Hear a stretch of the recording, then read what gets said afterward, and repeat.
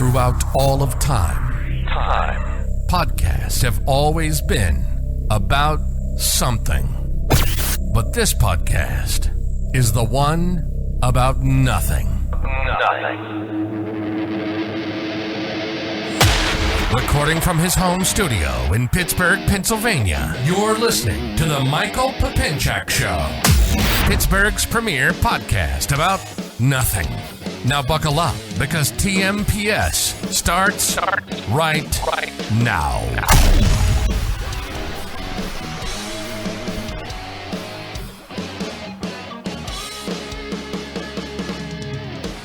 All right, guys. Well, we just had the British Grand Prix for Formula One, round 10 of the 2022 season, and it was a very good, interesting, and also horrifying race. So let's just go through it together. So this was Carlos Sainz's first pole in Formula One, and it was not only his first pole, but it was his first victory with Ferrari at Silverstone. Obviously, a huge weekend for Carlos Sainz, who has kind of had a rough season so far. Then the driver of the day was the person standing on the number 2 spot on the podium, which was Sergio Perez, who started 4th and ended up 2nd. Red Bull kind of had a rough race, and he was driver of the day, I think, because he was able to fight back and get on that podium. And because of the woes of Max Verstappen, who had some floor damage, which really just hampered his performance and downforce, and Leclerc finishing the race on old tires because of those woes from Ferrari and Red Bull, Hamilton was actually able to get 3rd place on the podium for his home GP, which is really fantastic. And they were followed by Leclerc, like I said, who had the tire issues, Alonso, and Alonso finishing this race means that he has overtaken Kimi Räikkönen, and now Fernando Alonso has the most miles raced in an F1 car of anyone on the planet. And then Norris, Verstappen, Schumacher. Mick Schumacher gets his first points in F1 ever with an 8th place finish. He gets 4 points. Very exciting for him. Vettel, and then Magnussen. Now, let's talk about the race start. The race started like this. You had Sainz on pole on medium tires, and then you had Verstappen on the front row in 2nd on soft tires. And lights out, away we go. Max easily and quickly overtakes Sergio Perez for the race lead. However, the session was red flagged and stopped because of a huge crash that involved Guan Yu Zhou. Let me tell you about this crash. It was one of the craziest things I have ever seen. It involved multiple drivers. And I'm just going to read this right off the F1 app, just so we get all the play-by-play right here. So the replay showed right at the beginning of the race, they didn't even finish a full lap, Gasly was sandwiched between Russell and Zhou and tagged the inside of Russell's car, sending the Mercedes driver into the Alfa Romeo, which flipped the Alfa Romeo at high speed onto the halo. Okay, it flipped it upside down, sparks flying on its halo. This Guan Yu Zhou's Alfa Romeo just at high speed skids across the gravel and then flips over the barrier and gets sandwiched between the barrier and the fence. And you watch this and you're like, oh, how is that crash physically possible? Because they don't look like they're going that fast, but they're F1 cars, so they are. But even when the tires touch like that, for it to flip a car over, shoot it across the gravel, and then not just hit the barrier, flip over the barrier, and get sandwiched between the fence and the barrier. Unbelievable. The fact that Guan Yu Zhou is now posting on Instagram is unreal. Also, Alex, so you had Gasly involved, Russell involved, Zhou involved, Alex Albon, Vettel and Ocon. They were involved in a separate incident at the start. There was just a lot of kind of chaos at the start of the race. It was obviously red flagged. Now, an interesting thing that came out of this is Russell actually climbed out of his car, okay, and then, but he got back in his car, and he wanted to get the car back to the pit because under red flag, usually the cars come into the pit, You're allowed to work on them, change the tires, change like for like parts if you need to. Obviously Vettel finished the race, so he was involved in an incident, but maybe he just needed a new front wing. I don't remember exactly, so some new tires, maybe there's a puncture. There's all kind of thing. But you have to get the car to the paddock, back to the pit under its own power. And long story short, even while arguing, or kind of like in baseball, where where the manager comes out and argues with the umpire, he's talking to the FIA, trying to say, hey, I can get the car back under its own power, but once it gets on the trailer to go back to the paddock, that's it. You're out of the race. So who knows? Maybe George Russell, like Lewis Hamilton, could have been up there in the points, take advantage of the woes of Verstappen and Ferrari ending on, or Leclerc's car ending on old tires and just not able to keep up for the podium position. Maybe Russell would have been up there with them as well, but unfortunately Russell DNF'd. So Gasly DNF'd, Russell DNF'd, obviously Zhou, Albon, Bottas later, and then actually we'll jump right to Ocon. Ocon's DNF, which I believe was like lap 39, because the rest of the race, you had some this, that, and the other, but really what decided this race was the Ocon is right on the back of Verstappen for P8. Verstappen at this point was just he had floor damage. He just wasn't able to keep up. His downforce and all of that just wasn't able to keep up.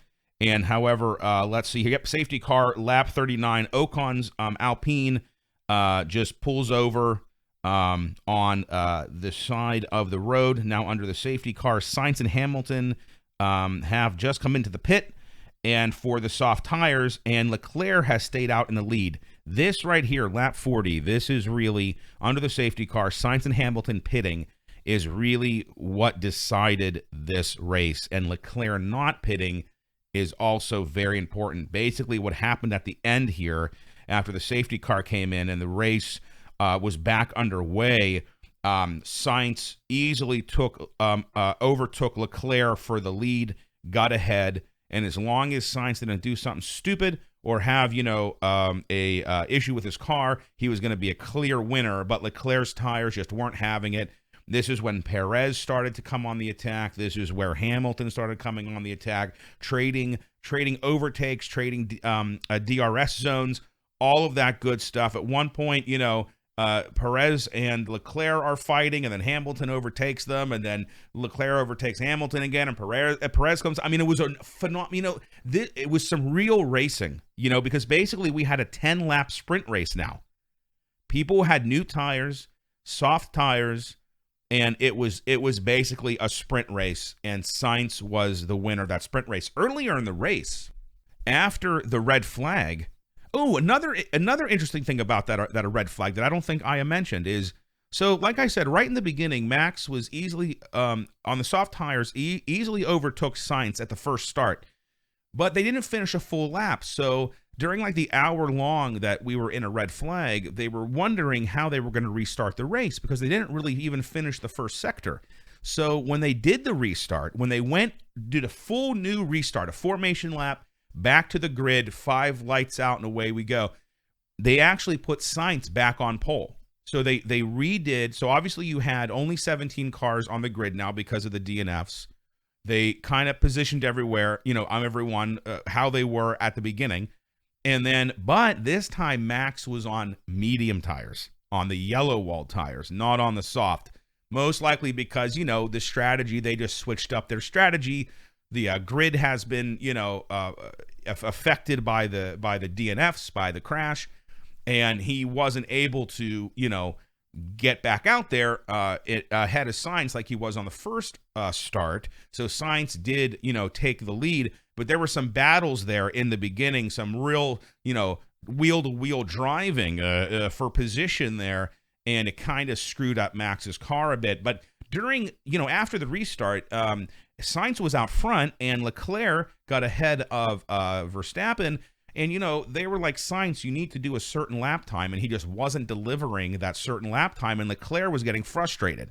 And the guys who were doing the commentary were like, this is a mess up by Ferrari. Ferrari should be letting Leclerc through. And, they kind of thought that, Ferrari had some some kind of strategy mess ups here, even though they did well and won the race.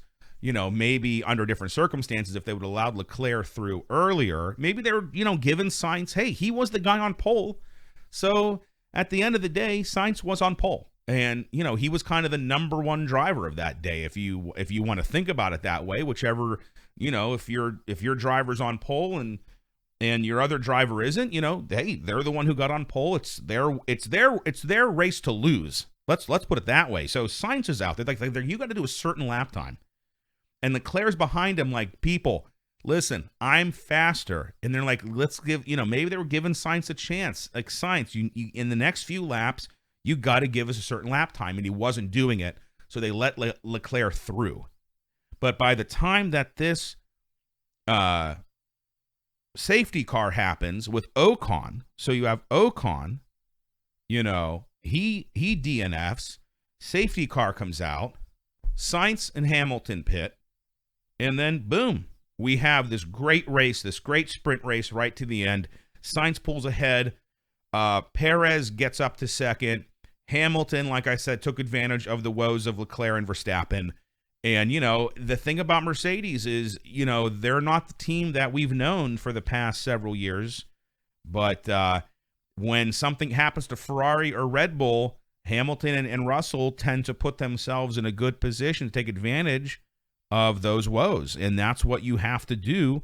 I mean, that's what makes you great. You might be in fifth, having maybe a nice sleepy race, but Leclerc, his tires aren't, they're old and dropping off.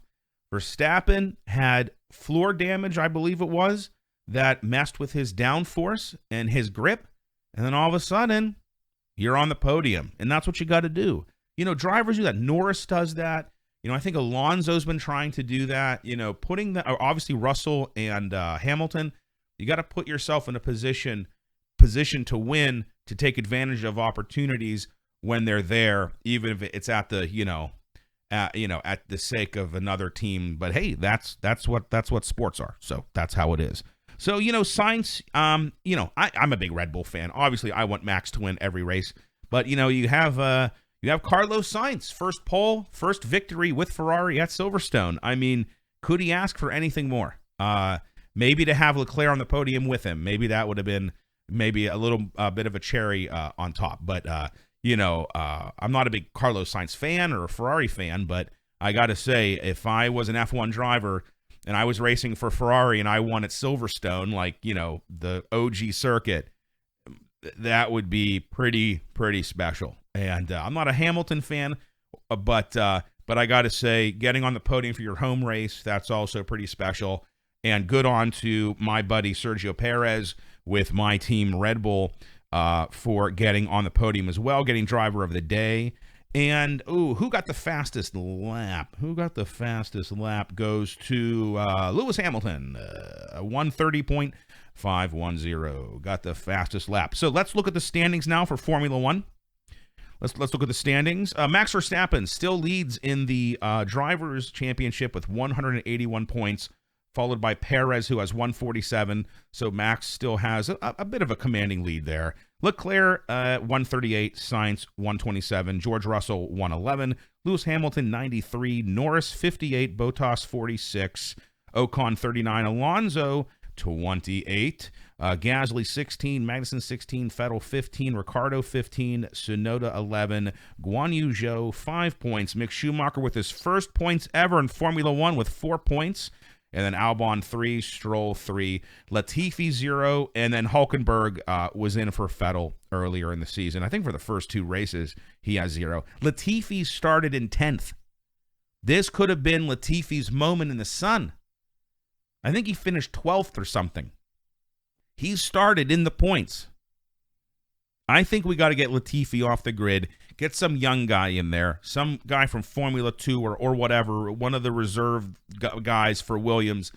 Get a young, hungry guy in there because Latifi starts in the points and just can't hold on. He can't hold on after how many DNFs? 1, 2, 3, 4, 5, 6 DNFs. Still couldn't get into the points. There you have Mick Schumacher, first points of his career. Come on, Latifi. Williams, you got to make a decision here. I think you got to put in someone else. I'm sure Latifi is a nice guy, but I think you really got to put in someone else. All right, constructor, Red Bull commanding lead with 328 points. Ferrari 265, Mercedes 204, McLaren 73, Alpine 67, Alfa Romeo 51, AlphaTauri 27, Haas 20, Aston Martin 18, and Williams with their lonely 3 points at the bottom. I'm a huge fan of Williams. They're owned by an American investment firm now, and they're such an historic team, and you just love to see Williams winning again, and I'm hoping they're able to get there someday. I am really hoping they're able to get there someday. But, I love Red Bull, and we're holding strong in the Drivers' Championship and the Constructors' Championship, which I love to see. But it's only round 10. I believe, 22 rounds. So we're not even halfway. So there's a lot of racing to go. Guys, thank you so much for listening. I love talking about Formula One, doing these little race reviews. It was a great race. Like I said, though, it was horrifying with that big crash. But at the end of the day, the driver's okay, Albon's okay, Zhou's okay. It's incredible how horrifying it looks. Like when Romain Grosjean was on fire in Bahrain. These cars are safe. I can't believe right at the start of the race, there's no refueling in Formula One. So you start with all the fuel, a full tank, basically, let's just say. You start with a full tank because there's no refueling. The fact that his car, when it flipped over that barrier, did not explode, I mean, a miracle, because he was upside down, wedged. I'm sorry, I hate to say it, but I just don't know if he would have survived. And I believe he's the first full-time Chinese F1 driver. So that would have been really, he's a pioneer for his country in the sport. So that would have been really sad to see. But the cars are safe. You see these horrible crashes like Mick Schumacher, his car, he crashes, his car breaks in half and he gets out and walks away. Oh, he hit the wall at 33 Gs. Shouldn't his brain be like mush? 33 Gs? What are you talking about? But they somehow get up and they walk away. So I watch F1 on the F1 TV app. It's like $90, $80 or $90 a year. What a bargain. Guys, you can watch races from the 80s, from the 90s, I think even from the 70s. Sometimes not the full race, but like a race, like a review, just like a half an hour like highlight reel like of the race. I mean, if you want to watch Senna race or Michael Schumacher, Mick Schumacher's dad race, legendary drivers, you can watch them on the F1 TV app. I can watch practices. And anytime I won, I didn't watch the British GP live. I slept in because I'm in the United States, and I watched it at my leisure. I can watch the practices. I can watch qualifying. I can watch the world feed. I can watch the F1 TV feed. I can watch an entire race just from Max Verstappen's car and hear all the radio between him and the pit wall. That's how I think, if you're a big F1 fan, that's how you should be watching. It gives you full access to all kind of F1 content, and it's totally fantastic. Well, guys, thank you so much for watching, and we'll see you next time on the Michael Papinchak Show. Thank you so much for listening to the show. Please go to tmpspodcast.com. From there, you'll find links to SoundCloud, iTunes, Spotify, and YouTube. Make sure to like, share, and subscribe. See you next time.